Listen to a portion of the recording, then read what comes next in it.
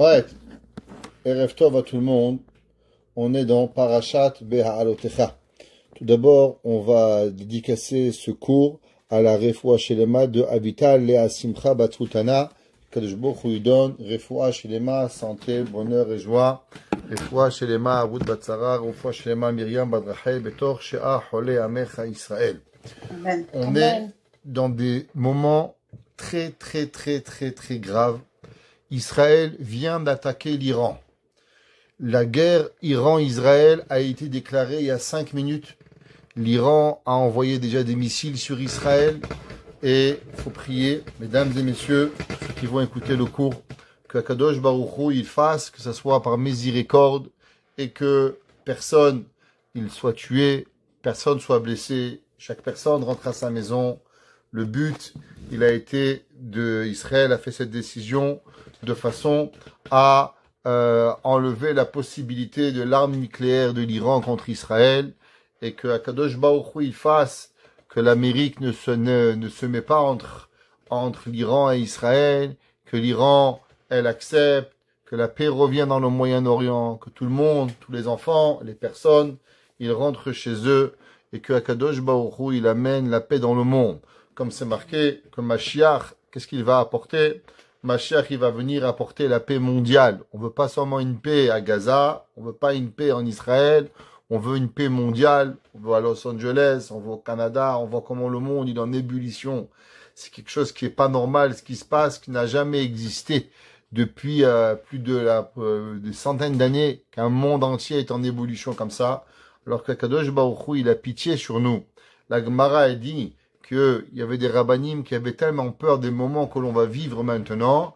Ate velo achaimena. Il dit que Mashiach, il vient et qu'on le voit pas à cause de la souffrance qui va arriver.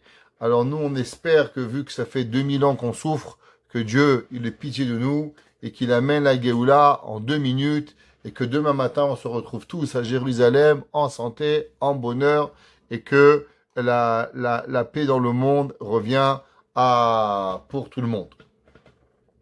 Parashat Beha'alotecha. Alors, la semaine dernière, dans la Parashat Nasso, c'était l'inauguration du Mishkan. Dans le Mishkan, c'était le tabernacle, le petit temple que nous avons. Et chaque chef de tribu, Nachshon ben Aminadab, chacun, il a amené un korban, un sacrifice, qui était inaugurant le temple. Chaque de Beth Ami, le Mishkan. Chaque Nassi, il a apporté Nassi l'ibn Shimon, Nassi l'ibn Issachar, Nassi l'ibn Zevulun, Nassi l'ibn Reuven. Chacun, il a apporté. Et la parashat cette semaine, Parashat Beha'alotecha, elle parle du candélabre. Elle parle de l'allumage de la menorah. Comme quoi, Aaron à Cohen, il devait allumer la menorah. Le verset, il dit, dans le chapitre 8, Pasuk 1, Pasuk Aleph, il dit, Vaidaber Hashem el Moshe lemo. Et Dieu, il a parlé à Moshe en disant, Daber el Aaron. Parle à Aaron, Ve'amarta elav. Et tu lui diras, Beha'alotecha et anerot. Quand tu vas faire monter les luminaires, ouais, El moul pene a menorah, traduction, face à la menorah, il y a Iru Shivat Hanerot, ils vont éclairer les 7 lumières. Vaya Asken à Aaron, et Aaron a fait ainsi, El moul pene a menorah, face à la menorah, et Ela Neorotea, il a fait monter ces lumières, Kacher Tziva Hashem et Moshe. Ce pasouk, littéralement, il n'a aucun sens. Celui qui arrive à trouver un sens dans ce verset, en le traduisant, eh ben, croyez-moi, il sera un champion du monde. Et on va décortiquer le verset, et on va essayer de comprendre qu'est-ce qu'il dit. Dieu dit, Daber el Aaron. Tu vas parler à Aaron. Ve'amarta beha'alotecha. Quand tu vas faire monter. La question, elle est pourquoi il a dit faire monter? D'abord, une flamme, par physique, la chaleur, elle monte vers le haut. Essayez d'allumer un briquet vers le bas, la flamme, elle vous brûle la main. Donc, Beha'alotecha, faire monter une bougie, faire monter une flamme, ça veut rien dire. La flamme, elle n'a pas besoin d'aide humaine pour pouvoir monter. C'est un phénomène physique. Pareil, quand vous lâchez quelque chose, l'attraction terrestre, elle fait que ça va tomber par terre. Pareil, la chaleur, elle fait monter la flamme. Donc, qu'est-ce que ça veut dire Beha'alotecha et anerot? Après le verset, il dit El moul pene à menorah, face à la menorah. Mais qu'est-ce que ça veut dire? Je vais allumer des bougies face à la menorah. Quand il y avait deux menorahs, une menorah et une bougie qui étaient face à la menorah. Alors qu'est-ce que ça veut dire El moul pene à menorah? Non, Yahiru pene à menorah. Le verset face à la menorah, il n'a a priori aucun sens pour pouvoir arriver. La Torah après elle répète, Yahiru shivat anerot, ils vont éclairer les 7 lumières. Ben oui, moi quand j'allume une bougie à l'huile, eh ben ça éclaire. Alors qu'est-ce que ça veut dire? Yahiru shivat anerot, et elles vont allumer les 7 lumières. Ben oui, tu allumes une bougie, ça éclaire. Encore une fois, phénomène physique que Kadosh Baruch Hu il a créé. T'allumes une bougie à l'huile, et ben ça allume. Alors c'était quoi le travail de Aaron? De faire monter ces bougies face à la menorah, qu'elle devait éclairer la menorah. La menorah, elle éclaire.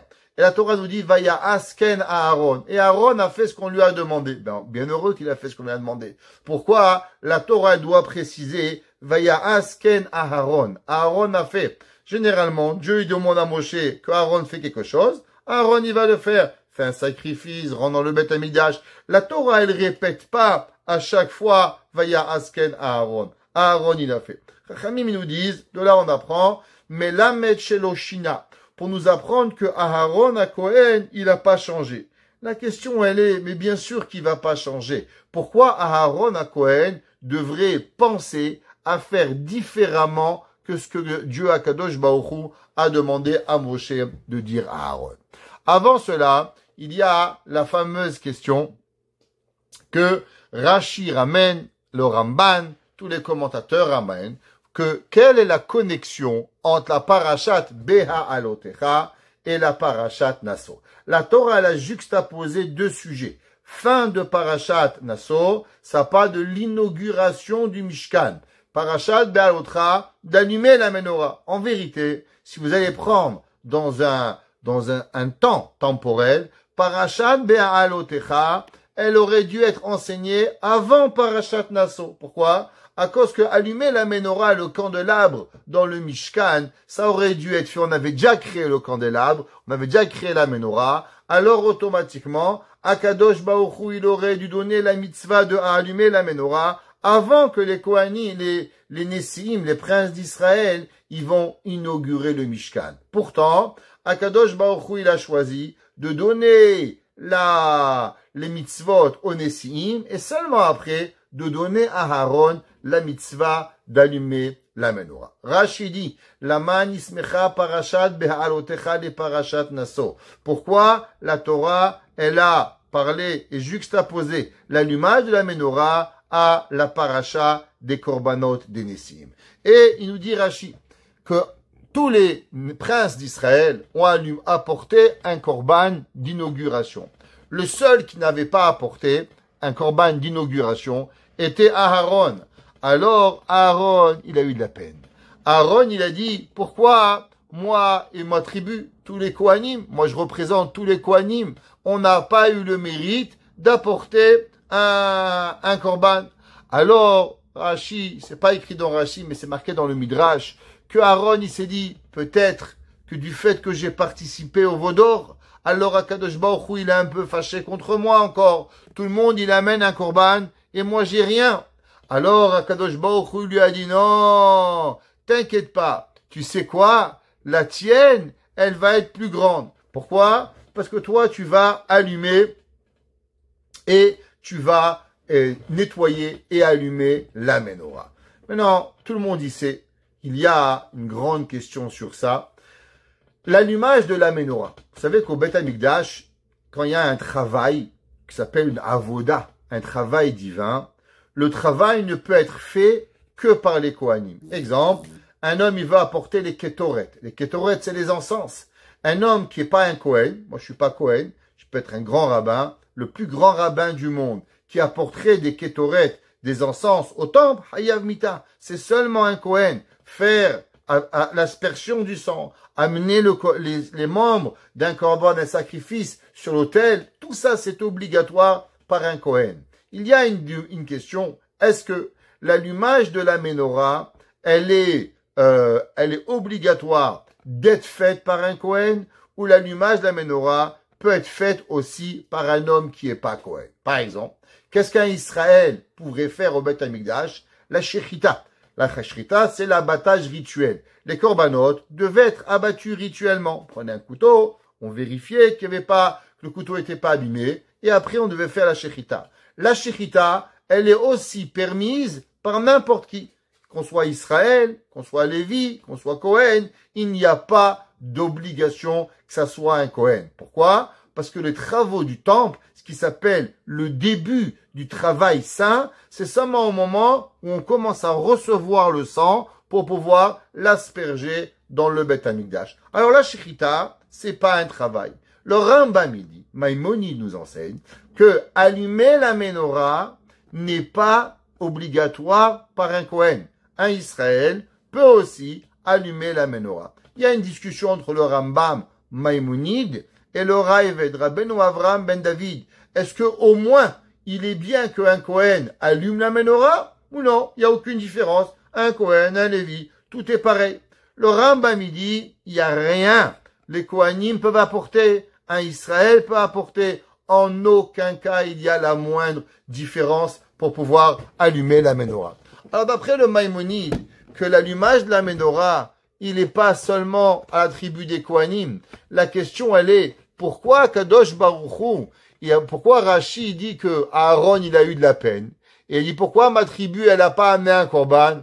On dit toi, c'est encore mieux. On va donner une plus grande mitzvah. Mais quelle mitzvah? Tout le monde il peut la faire. Si la mitzvah avait été donnée à Aaron, à Kohen seulement, alors on aurait compris qu'eux ils ont amené un jour un korban. Aaron il va apporter 40 ans l'allumage de la menorah. Mais du fait que l'allumage de la menorah, il n'est pas obligatoirement d'être apporté par un Kohen, alors en quoi ça fait que Aaron il a été consolé par l'allumage de la menorah? Béhémet, le Midrash il dit, rajoute quelques mots, et le Midrash il dit, Amarlo, lech, Dieu il dit à Moshe Rabbeinu, lech, Emorlo le Aaron, va lui dire à Aaron, Antitiare, n'aie pas peur, Gedola mizu atametukan, toi, tu es encore plus grand et encore mieux que le sacrifice de l'inauguration. Lekach ne'emar daber el Aaron ve'amarta elav akravat kol akorbanot, le sacrifice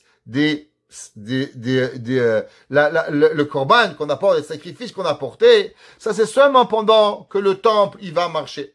Aval anerot, mais les lumières, les olam, toujours, el moul pene amenora, ils vont être apportés, ya'iru. Vechol abrachot, et ainsi tous les brachot. Shenatati levarech et banai enan betelin. Il dit le Midrash, il y a deux choses qui vont jamais partir des Kohanim. Un, l'allumage de la menorah. Deux, birkat Kohanim. Vous savez que, si vous voulez voir une bracha, vous savez, les gens, ils cherchent souvent une bénédiction. Monsieur le rabbin, bénissez-moi. Quel rabbin on peut aller pour recevoir une bracha? Alors, sans vouloir dénigrer aucun rabbin, parce que je suis rabbin aussi, et je vais pas dénigrer ma profession quand même, ok? Mais aujourd'hui, trouver des personnes que leur brachot, elle marche vraiment, il n'y en a pas beaucoup, croyez-moi. Ouais, si oui, on serait tous chez eux. Beaucoup de gens, c'est des roublards, beaucoup de gens, ils veulent juste votre argent, et en vérité, ça marche pas grand-chose. Mais, pas perdre la émouna quand même. Mais il en reste que on veut une bracha. L'homme, il veut recevoir la bracha. Où il peut retrouver la bracha? La Gemara dit, Kote varechu et bene Israël. C'est marqué que Dieu, il dit au Kohanim, Kote varechu et bene Israël, vesamu et shembe bene Israël, va ani avarechem. La Gemara dit, qu'est-ce que ça veut dire? La Gemara dit que Dieu, il dit au Kohanim, regardez Kohanim, vous levez vos mains. Vous faites la beracha birkat kohanim. Yevachecha Hashem veishmerecha. Yaer Hashem panav elecha vichuneka. Yisa Hashem panav elecha v'yasem lecha shalom. Toi, tu dis ces mots. Et après, va ani. Et moi, Dieu, avarechem. Je vais bénir le peuple. Marqué dans la Gemara. Qu'est-ce que ça veut dire? Mais il en reste que la Gemara, d'après une opinion, que Dieu y promet que chaque fois qu'il y a birkat kohanim, alors Dieu il vous bénit. Vous savez, le rabbi de Brisk, il a dit, il y a des gens, ils cherchent la meilleure bracha du monde. La meilleure bracha du monde, Birkat Kohanim. Un jour, il est venu le Rav Steinman en Amérique. Vous savez qu'en Israël, à l'inverse en dehors d'Israël, En Israël, les Ashkenazim et les Séfarades, ils font Birkat Kohanim tous les jours. En dehors d'Israël, les Séfarades font Birkat Kohanim tous les jours. Les Ashkenazim seulement. Pesach, Shavuot, Sukkot, Rosh Hashanah, Kippour. C'est tout. Tout le reste, les Shabbats, ils font pas. Le Rav Steinman, il a dit, mais comment on peut vivre sans Birkat Kohanim? Et à un âge avancé, à plus d'âge de 105 ans, il a demandé où est-ce qu'il y avait une synagogue séfarade. Il a voulu aller dans une synagogue séfarade pour recevoir Birkat Kohanim. Il a dit, on peut pas vivre tous les jours sans avoir Birkat Kohanim. Alors, le Midrash, il dit que la dernière chose qui nous reste du temple, c'est la Birkat Kohanim. Pareil, l'allumage de la menorah. Le Nachmanide, le Ramban, il dit, Mechila, Midrash, je t'adore. Mais je comprends pas. L'allumage de la menorah, elle n'existe pas. Aujourd'hui, il n'y a pas de temple. Alors, qu'est-ce que le Midrash, il a dit? De la même façon que la Birkat Kohanim, elle va rester à l'éternité. Pareil, l'allumage de la menorah. L'allumage de la menorah, elle n'est pas là. Vous avez vu, vous, l'allumage de menorah? Il n'y a pas d'allumage de menorah. S'il n'y a pas d'allumage de menorah, alors pourquoi la mitzvah de Aaron, elle est plus grande que le Nessi'im? La même façon que Nessi'im, ils ont apporté un sacrifice et qu'après la destruction du temple, il n'y en aura plus. Pareil, l'allumage de la menorah, elle va automatiquement être disparue. Le Ramban Nachmanide dit, de là où on apprend une allusion à la fête de Hanouka. Il dit, qu'est-ce que ça veut dire? Quel est le seul souvenir que nous faisons aujourd'hui en souvenir du temple? On n'amène pas un korban. Vous apportez pas un rabbin dans votre maison. Rabbin, fais-moi shechita d'un petit sacrifice. Barminan, celui qui fait un sacrifice à la maison, Hayav Mita, le seul et unique endroit qu'on peut amener un sacrifice, c'est seulement où? À Jérusalem, au temple. S'il n'y a pas de temple, il n'y a pas de korban. Faites pas ça. N'amenez jamais un korban dans votre maison. Vous amenez un korban, Hayav Mita, coupable de mort, je préserve. Hayav Karet, ne faites pas des folies. Jamais de la vie, il faut faire ça. Mais non, la seule chose qui nous reste, souvenir du temple, la seule et unique mitzvah, c'est la mitzvah de l'allumage de la menorah. Et il dit, c'est pour ça que Akadosh Baruch Hu, il lui a dit, toi Aaron, tu vas avoir un souvenir, les Netzach Netzachim, à l'éternité. Comme le Rambam, il écrit à la fin des lois de Hanouka, qu'il y a 2 mitzvot qui vont jamais disparaître. Même quand Beth Amikdash, il va venir, on va encore faire ces 2 mitzvot, Purim et Hanouka. On va lire la Megillat Esther et on va continuer à allumer les bougies de Hanouka. Même quand le Beth Amikdash va être là, c'est pas souvenir des luminaires allumés au Beth Amikdash, c'est pour se rappeler le miracle qu'Akadosh Baruch Hu il a fait avec le peuple juif à l'époque des Grecs. Alors Akadosh Baruch Hu, il va continuer cette mitzvah de protection envers nous et nous envers lui, et automatiquement on continuera à allumer la menorah. Donc il dit le Ramban, de là on voit, c'est pour ça que l'allumage de la menorah, il est plus grand que tous les autres sacrifices. Pourtant, il reste encore à comprendre que ça c'est joli, mais c'est pas pour Aaron. Aaron, c'est pas lui, c'est nous qu'on le fait. Alors en quoi Aaron à Cohen, il a gagné quelque chose? Avant qu'on continue, vous savez que Moshe, quand il a construit le Mishkan, alors il a été avec 2 grandes personnes qui l'ont aidé. Betzalel ben Uri ben Hur, qui était, et Aholiav. Aholiav et Betzalel ont construit le Mishkan. Moshe Rabbeinu expliquait quoi faire. Betzalel, avec son intelligence, il comprenait des fois en profondeur quoi faire, comment faire.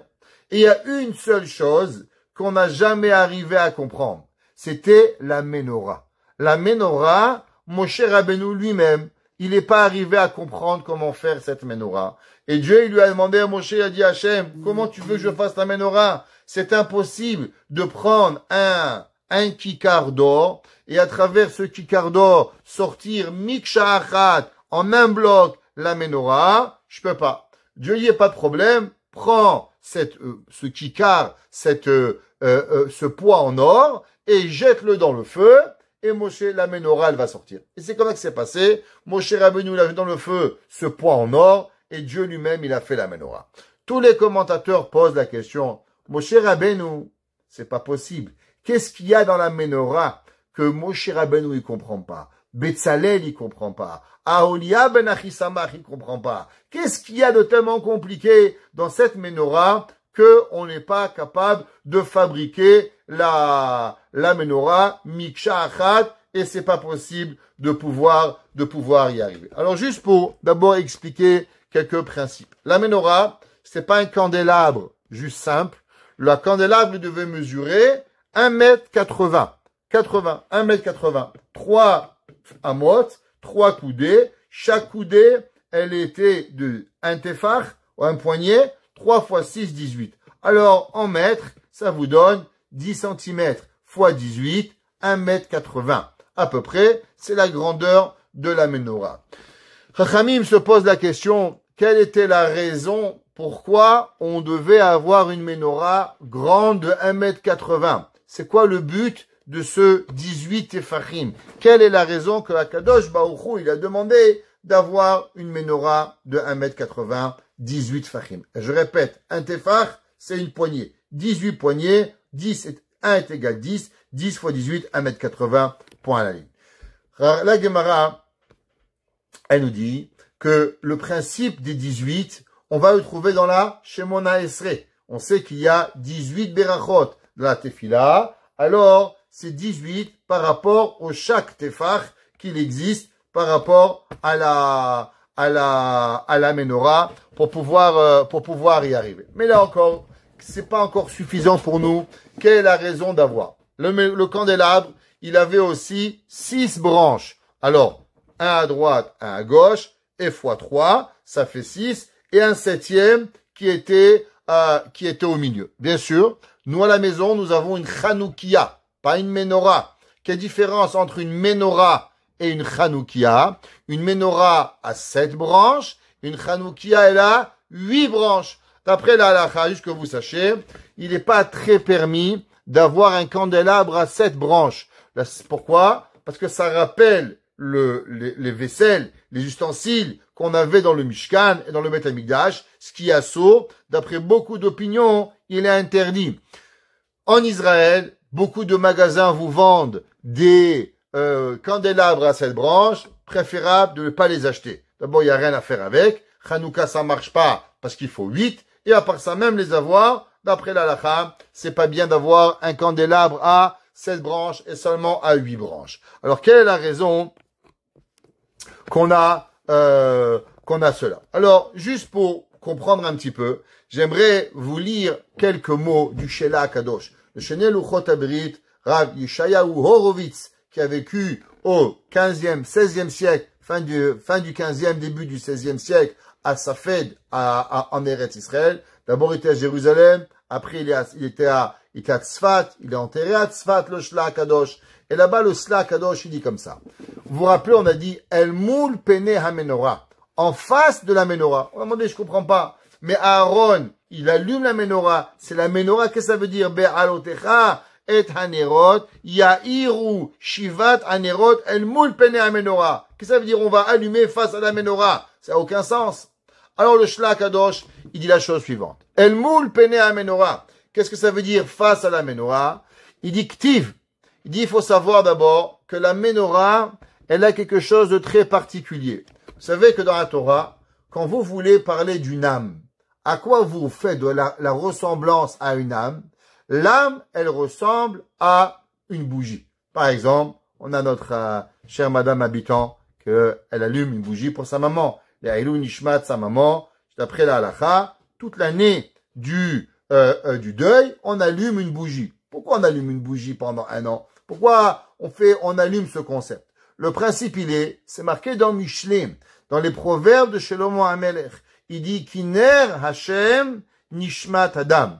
Quelles sont les bougies de Dieu? C'est quoi, avec quoi Hashem, Kaviachol, il s'éclaire, Ner Hashem, la lumière de Dieu, Nishmat Adam. C'est l'âme de la personne. Alors, dans ce bas monde, nous, on ne connaît pas les âmes, mais avec quoi on a la représentation d'une âme? C'est à travers la bougie. Par exemple, vous vous rappelez au début du cours, on a dit, c'est un phénomène physique. Vous allumez une bougie, elle va monter vers le haut. Pourquoi? Parce que l'attraction, de la même façon, tout ce qui est matériel, il va descendre vers le bas. Ok? C'est la force de la gravité. que Akadosh Baruch Hu, il a créé. Prenez une montre, jetez-la, elle tombe par terre. Elle peut être une Rolex, une Cartier, une Casio, une montre à $1, ça fait pas de différence. L'attraction terrestre, elle va attirer tout. Tout ce qui est matériel, il est attiré à la gravité. À l'inverse, tout ce qui est spirituel, il va finir par remonter vers le haut.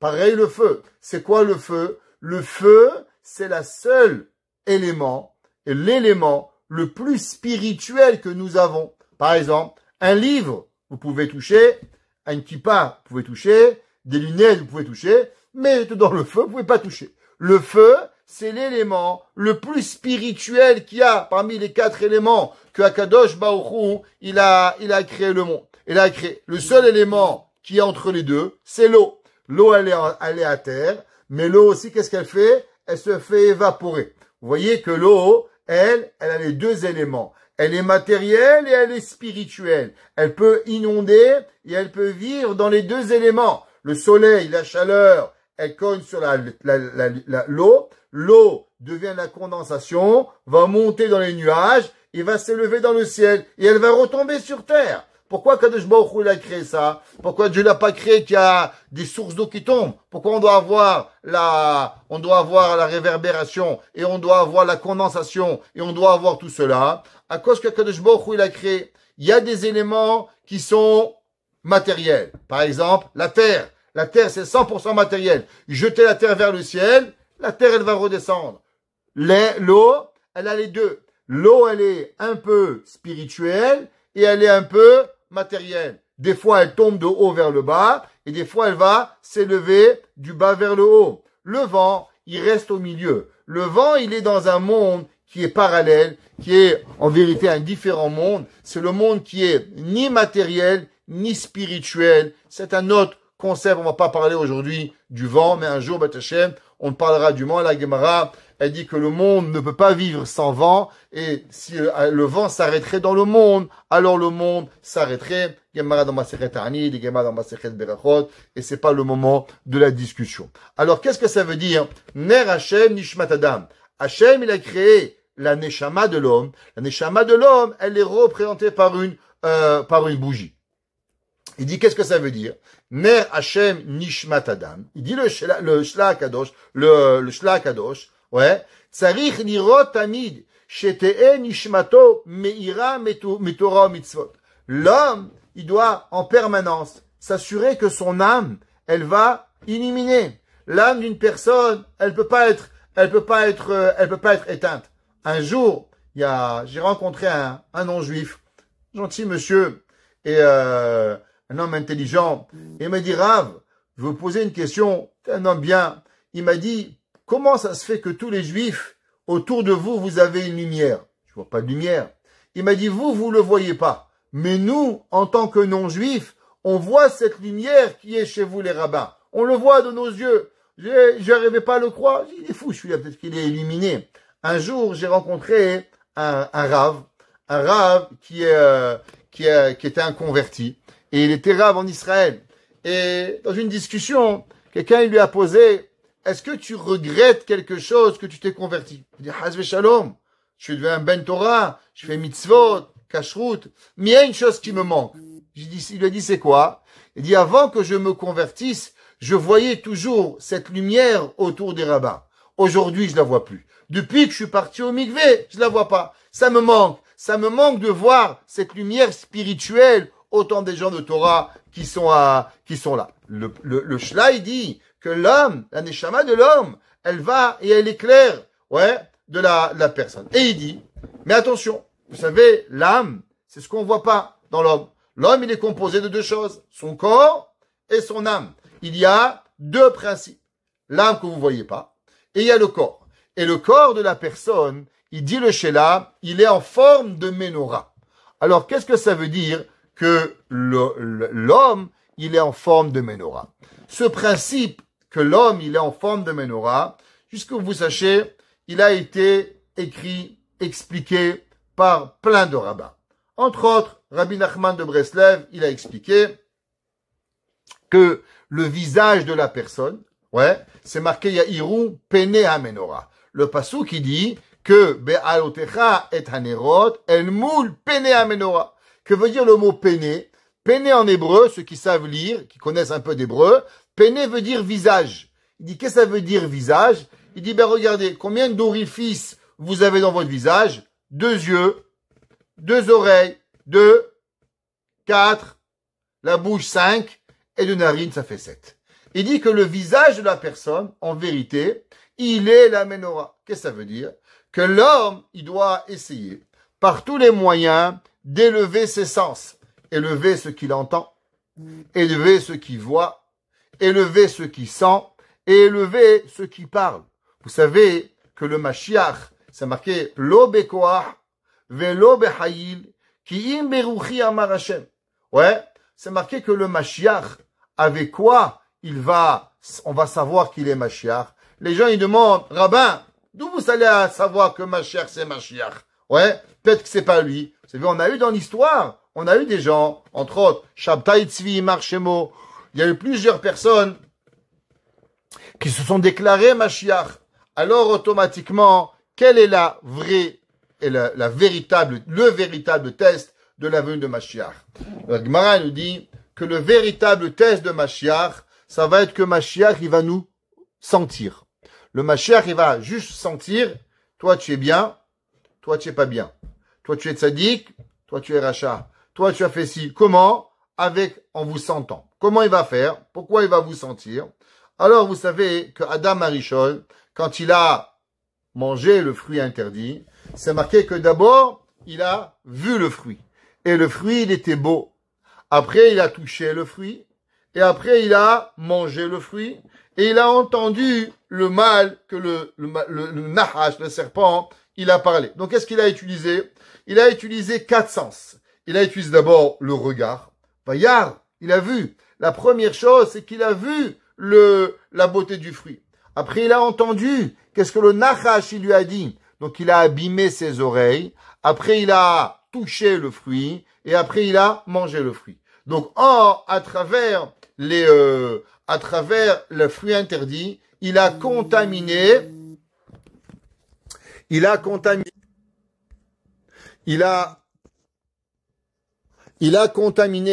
les 4 sens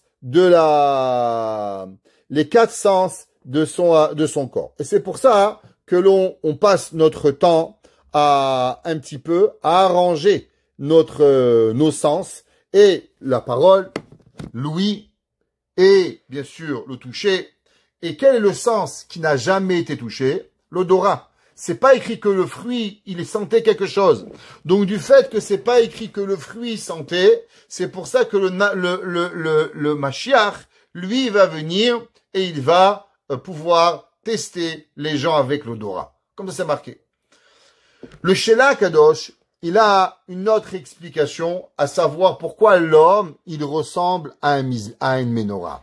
Il dit, vous savez que dans la menorah, qu'est-ce qu'il y avait? La menorah, elle avait 6 branches. Ok? Il y avait le tronc central. Elle avait 2 branches, 2 branches et 2 branches. Maintenant, pour que tous, elles sont à la même hauteur, alors vous devez comprendre que les premières branches, elles étaient petites. Après, les deuxièmes, un peu plus grandes. Et après, il y avait quoi? Il y avait le troisième, les plus grandes branches qui étaient là. Donc, il y avait 6 branches. Et chacune des branches, un petit, un moyen et un grand pour pouvoir y arriver. Il dit le Shela HaKadosh, vous savez, l'homme, il est exactement comme la menorah. La Gemara a dit combien elle est la taille normale d'un homme, ok? Alors, la Gemara, il n'était pas des Scandinaves, il n'était pas non plus des nains. La Gemara a dit le peuple juif, il n'est pas blanc comme un cachet d'aspirine, il n'est pas noir. La Gemara a dit il est entre les deux. Le peuple juif, il est basané, ok? C'est comme ça qu'on est, pas trop blanc et pas trop noir. Comme nous, on est, Baruch Hashem, un peu basané. C'est comme ça la vraie couleur du peuple juif. La Gemara dit aussi que le peuple juif, combien il mesure? 18 Efachim. 18 Efachim, ça c'est la mesure qu'on a. En moyenne, c'est combien? 1m80. C'est la taille d'un homme pour pouvoir y arriver. La Gemara dit, c'est pour ça, il dit le Shela HaKadosh, l'homme, il a la même grandeur que la menorah. Exact. 18 tefachim, 18 tefachim. Maintenant, il dit, dans l'homme, si vous faites attention, il y a aussi 6 branches. C'est quoi les 6 branches? Il y a 6 choses qui sortent de l'homme, qui sortent des extrémités de l'homme. La première, les oreilles. Les oreilles, c'est les plus petits, c'est eux qui sortent. Après, les mains. Et après, les pieds.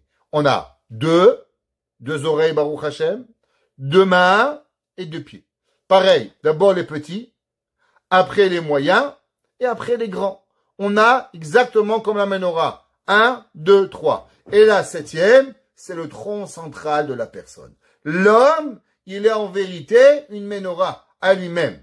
Et il dit pourquoi Kadosh Baruch Hu, il a donné cette mitzvah de menorah.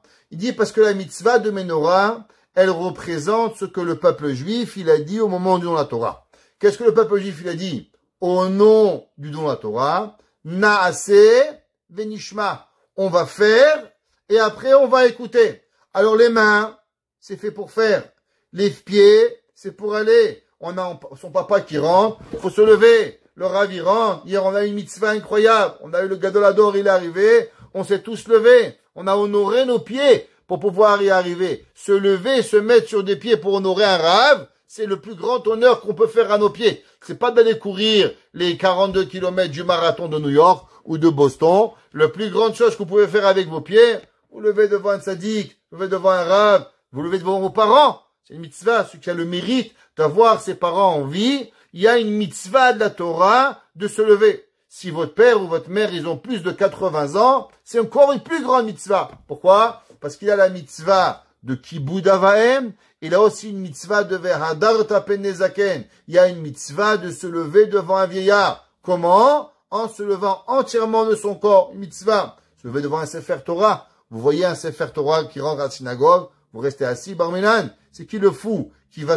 rester assis devant un Sefer Torah? La Gemara, dans Masechet Makot Daf Yudbet. La Gemara dit, Kama tipshae hane bablae. Combien ils sont bêtes, ces Babyloniens. Des kameh lifne Sefer Torah. Ils se lèvent devant le Sefer Torah. Velo kameh lifne tamidei hachamim. Et ils se lèvent pas devant les rabbins. Comme ça, la Gemara dit déjà, il y a 1500 ans, la Gemara dit qu'il faut faire attention au kavod. Quel mérite nous avons eu, il y a de se lever devant la Torah. Un homme qui a tellement de savoir de Torah, un homme qui a tellement de connaissances pour pouvoir y arriver. Alors il dit le Shelah Kadosh, il dit que l'homme il a ses 6 extrémités, ses oreilles par rapport à Nishma, ses mains et ses pieds par rapport à Naaseh Venishma que l'on va faire pour pouvoir y arriver à la faire. Alors l'homme, il doit écouter la Torah et avec ça après qu'est-ce qu'il fait? Après ça il actionne les mitzvot qu'il doit le faire. Alors il dit, qu'est-ce que ça veut dire dans le verset? El moul pene a menorah.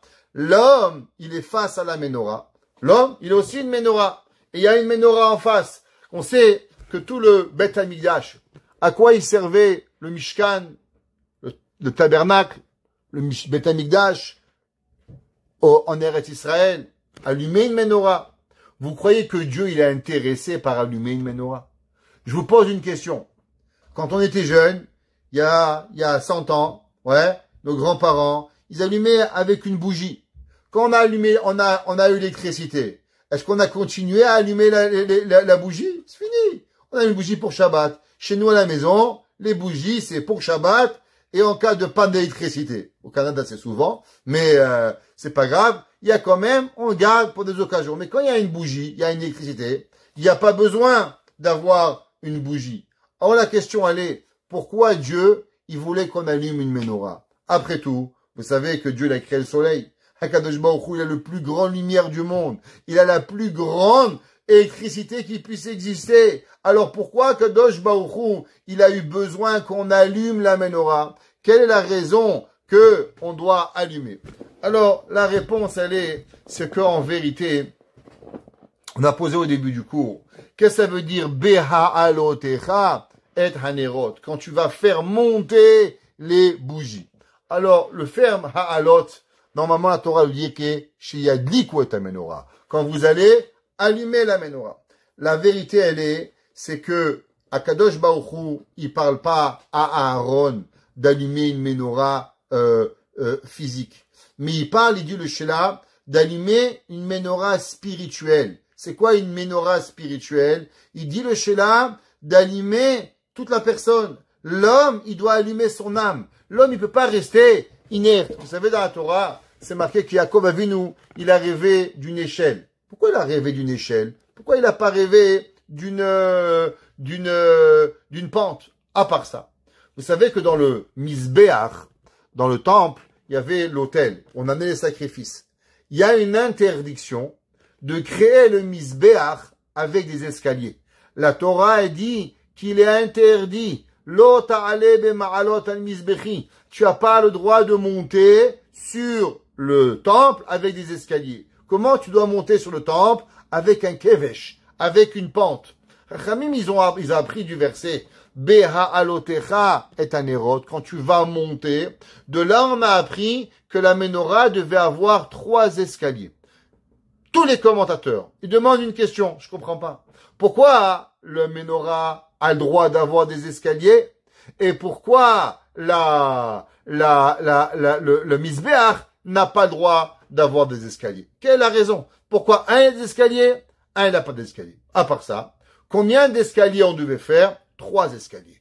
Tout le monde demande pourquoi 3 escaliers? Tout a inventé 3 escaliers. 5, 10, 2, 1, 3. Pourquoi 3? D'où on a sorti de Be'alotecha et Tanerot qu'il fallait avoir 3 escaliers. D'abord, pourquoi des escaliers? La Mizbeach, c'est un saut d'escalier. Et en plus, pourquoi on devrait avoir des escaliers? Alors, on sait que le verset est écrit qui ner mitzvah vetorah, comme on a dit. Ner Hashem nishmat adam. Et qu'est-ce que Akadosh Baruch Hu il veut? Akadosh Baruch Hu il veut principalement, il veut votre cœur. Rahamana liba ba'e. Akadosh Baruch Hu, il a besoin de ce que vous voulez. Vous vous rappelez, il y a l'année dernière, pratiquement un peu avant Pessah, on avait fait un cours extraordinaire sur les sacrifices. Ceux qui veulent, dans Parashat Vayikra, 57-84. Retrouvez le cours là-bas. Et on avait parlé à Or HaChaim Akadosh. Le Or HaChaim Akadosh, il avait demandé une question. Un homme, il a fait un péché. Il s'est levé, il pensait que c'était lundi, il fume une clope. Qu'est-ce qu'il a amené au Beth Amikdash? Un korban. On prend une vache, tu l'amènes, korban d'expiation. Le Or HaChaim Akadosh, il avait dit dans Parashat Shemini, il avait dit, je comprends pas. Pourquoi un homme, il doit tuer une vache? Puisqu'elle a la vache, elle a rien fait. La vache, elle n'a pas volé. La vache, elle n'a pas tué. La vache, elle n'a pas transgressé Shabbat. Alors pourquoi moi, j'ai ma petite vache, elle est très sympathique. Maintenant, j'ai allumé la lumière Shabbat. Je dois prendre ma vache et l'amener au Mizbeach et la tuer. C'est pas gentil, ça. Pourquoi on doit tuer la vache? Alors, Chaim Akadosh, il avait expliqué, vous vous rappelez, qu'en vérité, il y a dans l'homme 2 principes. L'homme, il peut être appelé un homme, et l'homme, il peut être appelé Behema. Dépend de comment il est. L'homme, il peut être appelé un humain, et l'homme, il peut être aussi appelé un animal. Vous vous rappelez, on a appris dans Tehilim. Vous regarderez dans votre cours de Tehilim 37. David Amelech, il écrit dans Tehilim, Adam ou Behema, Toshi Hashem. Un homme et un animal, ils vont libérer Akadosh Baruch Hu, il va se sauver. Qu'est-ce que ça veut dire? Adam ou Behema Toshi Hashem. Shabbat après-midi, vous allez dans Mincha, c'est Katera Karerel, Mishpatecha Teom Rabba, Adam ou Behema Toshi Hashem. Pourquoi la prière aussi, on a ramené ce verset. Tzidkatra Karerel, Mishpatecha Teom Rabba, Adam ou Behema, un homme et un animal, Toshi Hashem, il va le sauver. Alors, le Or HaChaim Akadosh, il écrit, et il dit, parce qu'en vérité, un homme qui faute, c'est qui un homme? Un homme, il est quoi? Un homme, c'est pas rien. Un homme, il a l'âme de Dieu. Vous savez que vous avez combien de niveaux spirituels dans votre âme? Vous avez minimum 3 chez les juifs. Avant qu'on est juif, que 2. Après qu'on est juif, 3. Et après, on peut gagner 4. Et après, on peut gagner 5. Nefesh, Ruach, Neshama, Haya, Yechida. 5 qu'on peut avoir. Première, Nefesh. Nefesh, c'est être vivant. un bébé, comme un animal. Il mange, il boit, il dort, il fait pipi, il fait dans sa couche. Voilà, qu'est-ce qu'il fait? Rien, skin. Comme un animal, peut-être même moins. Une vache, elle mange, elle boit, elle dort, fait ses besoins. Khalas. Ouais, elle pleure pas la vache. Le bébé, il pleure. Ok? Alors, nefesh. Après, un homme commence à grandir, commence à comprendre, commence à parler. Ouais, il parle. Quand l'homme, il parle, ça veut dire qu'il a grandi. On lui a donné une nouvelle partie de l'âme. Ça s'appelle Ruach. Ruach, c'est le souffle. Vayipach be'apav nishmad Ruach hayim. Il dit le Targum, qu'est-ce que c'est Ruach? Le Ruach, c'est la parole que Akadosh Baruch Hu, il lui donne. Dieu lui a insufflé à l'homme plus qu'à l'animal le fait de pouvoir parler. Ruach memalela, comme ça qu'il traduit le Targum. Et après ça, on a Neshama. Neshama, c'est l'âme divine. Ma nafach, midi le nafach. L'homme, il a l'âme pour pouvoir y arriver. Il dit le Rahaim Akadosh, faut savoir que l'homme, il est quelque chose d'extraordinaire. Et au moment où il faute, malheureusement, qu'est-ce qui arrive? Alors il s'est comporté comme un animal. Et puisqu'il s'est comporté comme un animal, alors automatiquement, chaque fois qu'on ment, chaque fois qu'on vole, qu'est-ce qui nous arrive? Il nous arrive que malheureusement, on se comporte comme un animal. Alors c'est pour ça maintenant qu'on doit apporter un animal. Du fait que l'animal, il a fauté. L'homme, au moment où il faute, il n'a plus le statut d'humain. Il a le statut animal. Et du fait qu'il a le statut animal, alors c'est pour ça qu'il va apporter un korban. Un animal peut apporter un korban. Maintenant, il y a une grande question. On dit, ok, toi tu es un animal, ok, mais pourquoi tu vas apporter notre animal? Quelle est la réponse? Le Harizal, il dit quelque chose d'extraordinaire. Vous savez que la Torah a donné le plus beau cadeau au monde. Le plus beau cadeau. Quelque chose d'incroyable. Que l'homme, il n'a pas pu rêver. Qu'est-ce que c'est? Le cadeau s'appelle la tchouva. L'expiation. Qu'est-ce que ça veut dire? Un homme, il a menti. Un homme, il a volé. Regardez un homme, il fait du mal à un autre homme. Combien ça nous prend d'années pour pouvoir pardonner? Combien notre père, notre mère, notre frère, notre sœur, notre ami, quelqu'un fait du mal. Combien ça fait? Plus on aime la personne et plus c'est difficile de pouvoir pardonner. Pourquoi? Parce que généralement, plus il y a de l'amour et plus la personne qui vous fait du mal, ça vous touche au plus profond de vous. Alors, ça devient difficile. Maintenant, qui c'est qui nous aime plus nous-mêmes que Dieu? Dieu, il nous aime à nous, plus que nous-mêmes, on s'aime. Plus. Si vous vous aimez à 1 milliard, Dieu, il vous aime à 1 trilliard. Hachem, il nous aime à l'infini. Parce que l'amour de Dieu, elle n'est pas finie. Vous aimez votre copain, il dit, bon, ça va, j'espère, il va pas trop me coûter cher, ce copain. Est-ce qu'il va me demander quoi faire? On est limité. L'homme, il est limité. Dieu, il est illimité. Tu veux combien? 1 milliard, 1 milliard. 3 milliards, 3 milliards. La vie, la santé. Il t'a un chèque en blanc, Dieu. Donc, il n'a pas de limite. Il n'a pas de limite. L'amour qu'il a pour nous, Hachem, il est infini pour pouvoir y arriver. La tchouva. La tchouva, c'est le plus grand cadeau. La plus grande chose que l'homme, il sait pas, c'est que la tchouva, elle existe. Et l'homme, il a le doute, est-ce que c'est vrai? Si l'homme, il prendrait conscience que la tchouva, elle existe, l'homme, il aurait jamais peur. Vous savez, toute la peur de l'homme, tous les soucis de l'homme, toutes les gens, malheureusement, ils font des cauchemars la nuit. Les gens, ils se font du souci. Tout ça, c'est pourquoi? Parce qu'ils ne connaissent pas la grandeur de la teshuva. Si les gens, ils savaient à combien c'était facile de faire teshuva, alors, ils couraient vers la Torah. Ils couraient vers Dieu. Seulement les gens, ils disent, monsieur le rabbin, j'ai mangé pas kasher, j'ai mangé kippour, j'ai volé, j'ai tué. Alors, je peux rien faire. Pas parce qu'on a fait tchouva qu'on doit pas aller en prison si on a tué. La prison, c'est une chose. Mais la tchouva, c'est autre chose. La tchouva, elle doit avoir. Un homme qui était tué, il fait de tchouva. Ça n'a rien à voir, la tchouva, c'est pour enlever les mauvaises choses. Seulement l'homme, qu'est-ce qu'il a?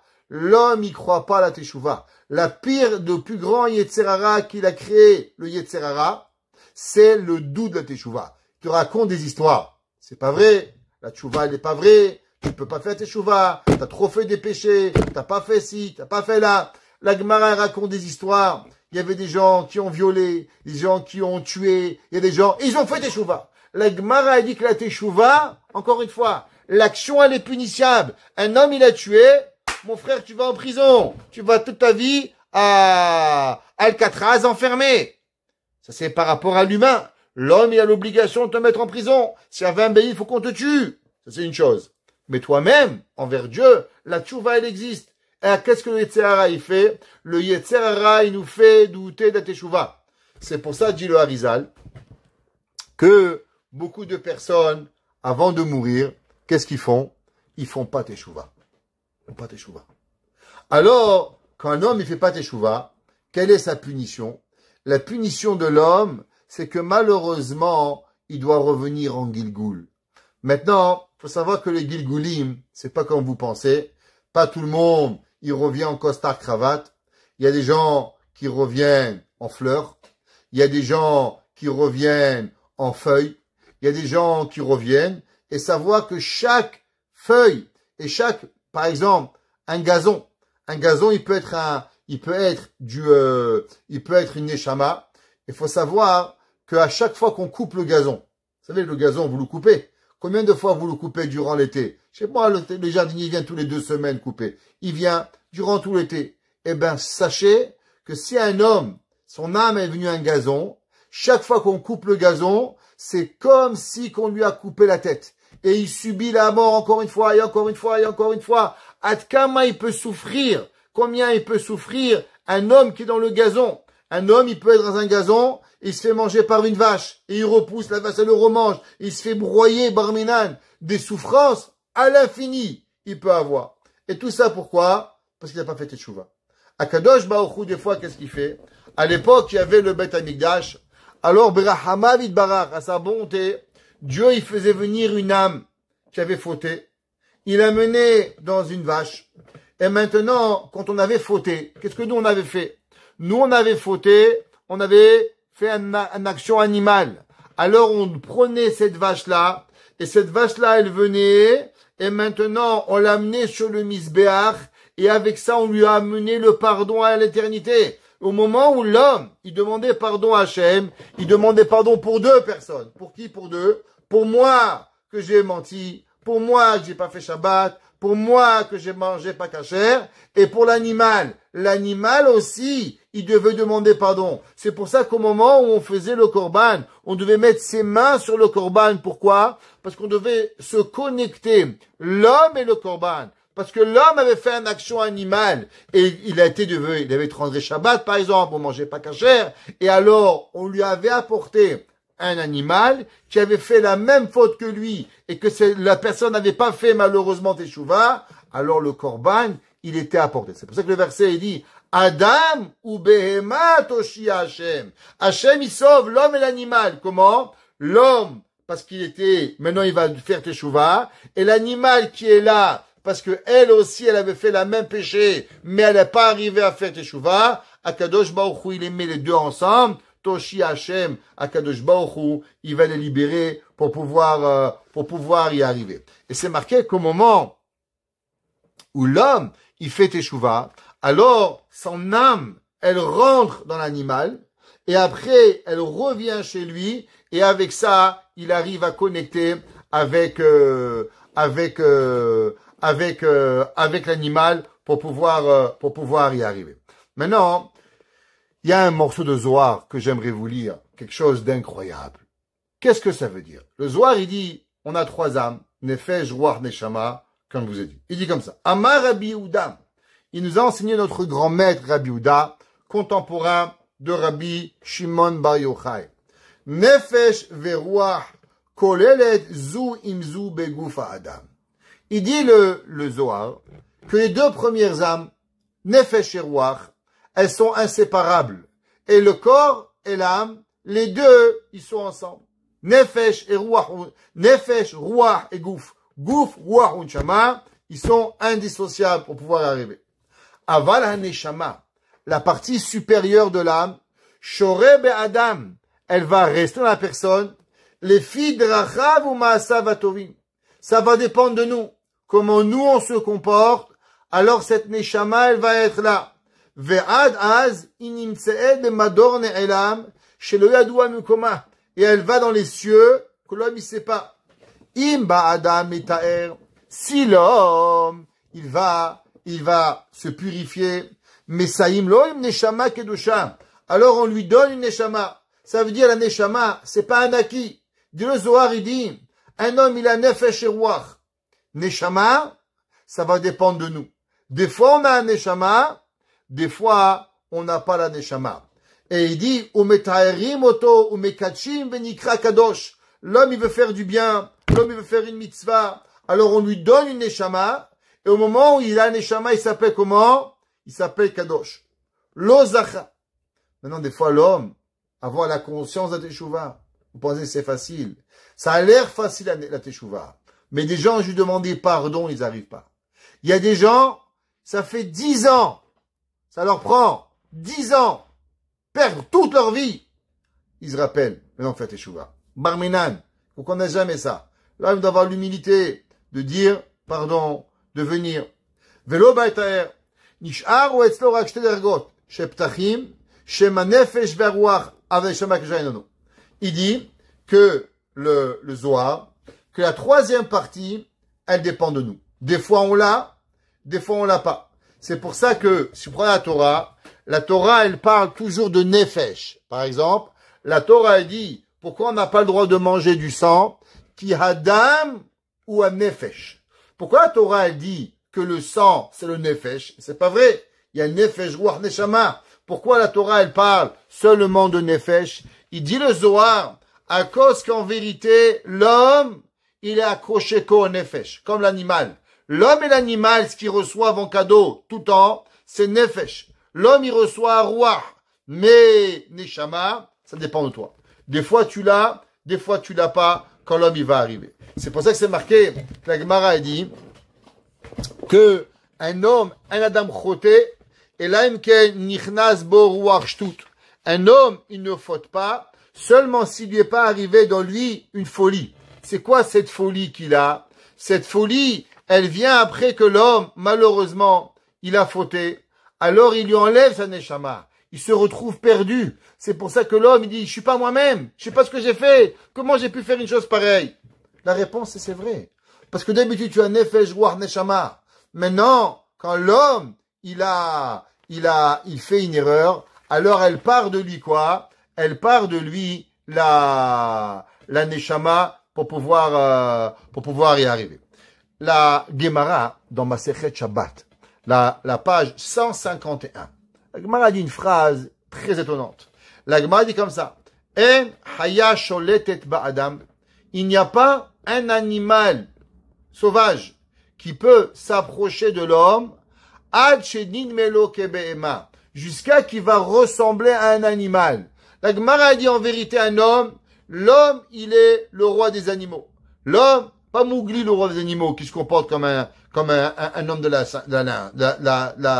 jungle. L'homme il est le roi des animaux. Comment l'homme il se fait manger par un lion? L'homme il se fait manger à cause qu'il a un comportement animal. Le Maharsha, il dit pourquoi? Il dit à cause que l'homme en vérité il a nefesh, ruach, neshama. Quand il a la neshama sur lui, alors automatiquement il a une partie de Dieu. Quand il a une partie de Dieu, l'animal il a peur de Dieu. Même l'animal est capable de reconnaître Dieu. Alors il lui fait rien.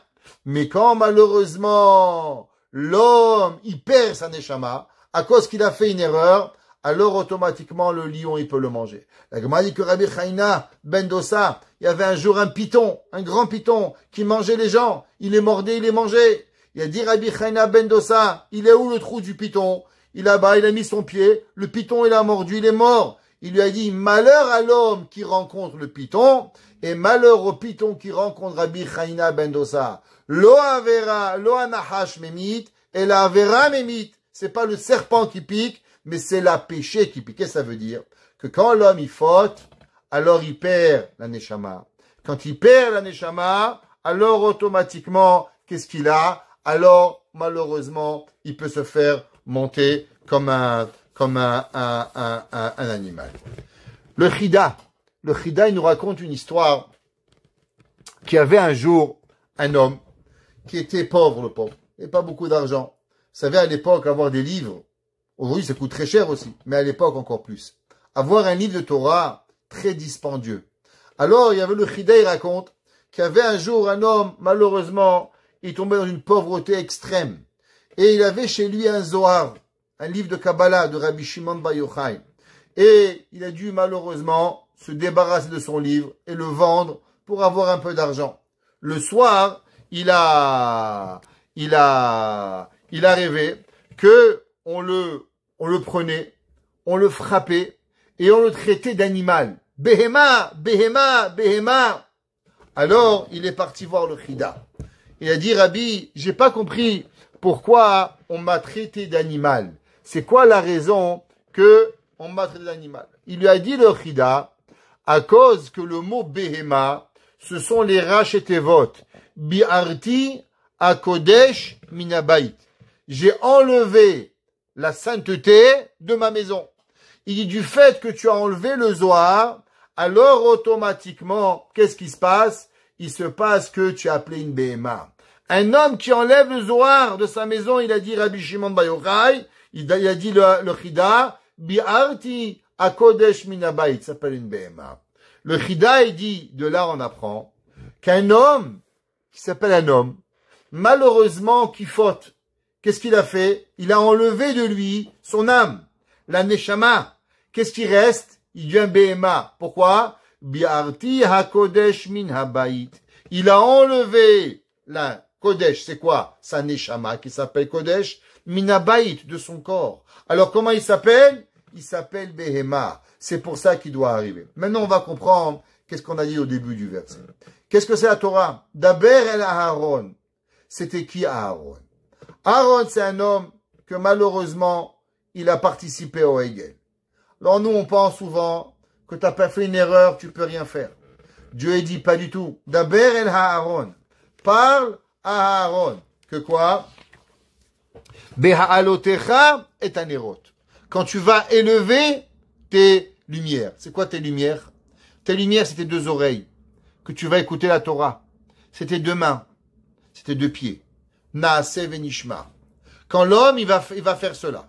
El moul pene a menorah. Ou face à la menorah. C'est qui là, en face à la menorah? C'est l'homme. Pourquoi la menorah, elle avait 3 escaliers, et pas 4 et pas 5? Par rapport aux 3 niveaux d'un neshama. Nefesh, ruach, neshama. L'homme, il devait sanctifier son corps à ces 3 étapes. Nefesh, ruach, neshama. El moul pene a menorah. Ka'asher tziva Hashem. Qu'est-ce que ça veut dire? Vayasken Aaron. Aaron, il a fait. Élever son âme. Au niveau spirituel, que Akadosh Baruch Hu te demande, c'est quelque chose qui n'est pas facile. La Torah nous dit, Vayasken Aaron. Aaron, il a fait. Il a compris ce que Dieu il veut de lui. Il a compris qu'en vérité, Akadosh Baruch Hu, c'est pas des bougies qu'il veut. Akadosh Baruch Hu, il veut que l'homme, il arrive à une élévation extraordinaire. Pourquoi l'homme? La menorah, elle mesurait 18 épharim. Alors on a dit parce que c'est comme le corps de l'homme. Mais c'est aussi par rapport à quoi? Aux 18 prières. Parce que quand l'homme, il s'élève à Dieu.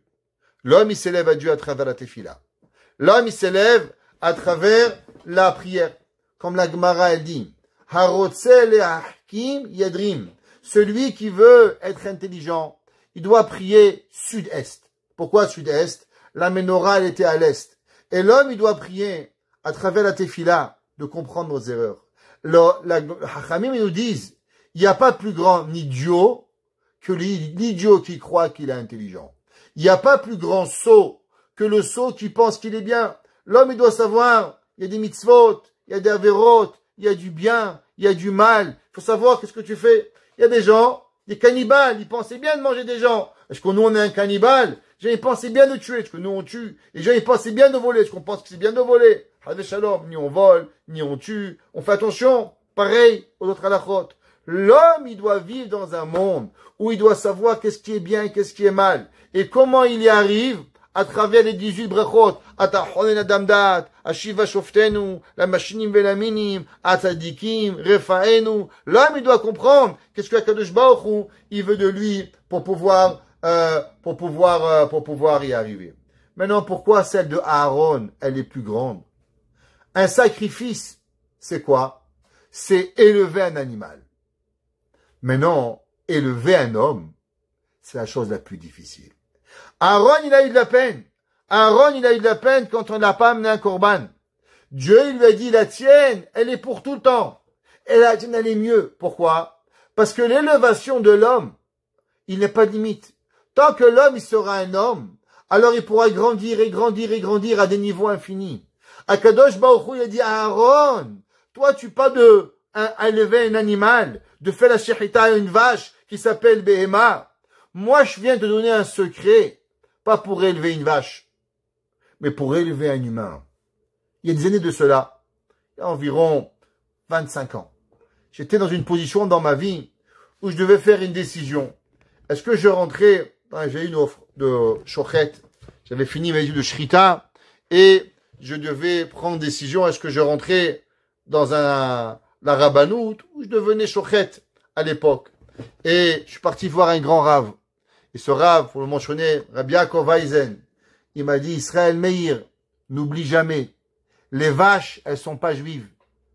Les vaches, c'est des vaches. Ne fais pas la shechita. Si tu as une force, donne-le aux juifs, donne-le aux humains. Pourquoi tu vas t'occuper de vaches? Il manque des gens. Tu as des cochotes beaucoup plus grandes que cela. L'homme, il doit pas s'abaisser à une vache. L'homme, il doit élever l'humain, Kadosh Baruch Hu. C'est plus difficile. Un jour, un gars, il m'a dit, Rav, vous faites de la cache-route? J'ai dit oui. Il m'a dit, c'est quel symbole? J'ai dit, moi, je mets pas des tampons sur des aliments. Moi, je donne la Torah dans des gens. À la place de mettre un tampon sur une vache, moi, je donne une Torah dans un humain. Je le rends encore meilleur. C'est une différente cache-route qui peut arriver. L'homme, il doit comprendre qu'est-ce que ça veut dire, l'élévation. C'est pour ça qu'il y avait 3 étages. Nefesh, Ruach, Neshama. L'homme, il est lui-même une menorah. Et ça, c'est ce que Aaron nous a laissé. Le secret de Aaron, il est que même si l'homme, il a pu fauter, il a pu participer à sa façon, avec Shalom, sans juger Aaron à Cohen. Mais à la fin, Vayahasken Aaron. Aaron, il a pu s'élever et devenir lui-même la menorah d'Akadosh Baruch Hu. Ner Hashem, Nishmat Adam. Et c'est là que Akadosh Baruch Hu lui dit, la tienne, elle est plus grande que tout le monde, parce que il va s'arrêter. À l'inverse, la tienne, elle vit le Netzach Netzachim. Qu'Akadosh Baruch Hu nous fasse, qu'on arrive à élever notre Nefesh, à élever notre Ruach, à élever notre Neshama, à élever notre corps, parce que notre corps aussi, on a besoin de l'élever, à pouvoir élever Akadosh Baruch Hu. Et avec cela, que Dieu nous donne miséricorde à la terre d'Eretz Israël, à nos frères, à nos sœurs, à nos enfants, à nos petits-enfants qui sont en Eretz Israël, et que bientôt on vive Mashiach Tzidkenu, Bimera, Biyamenu. Amen.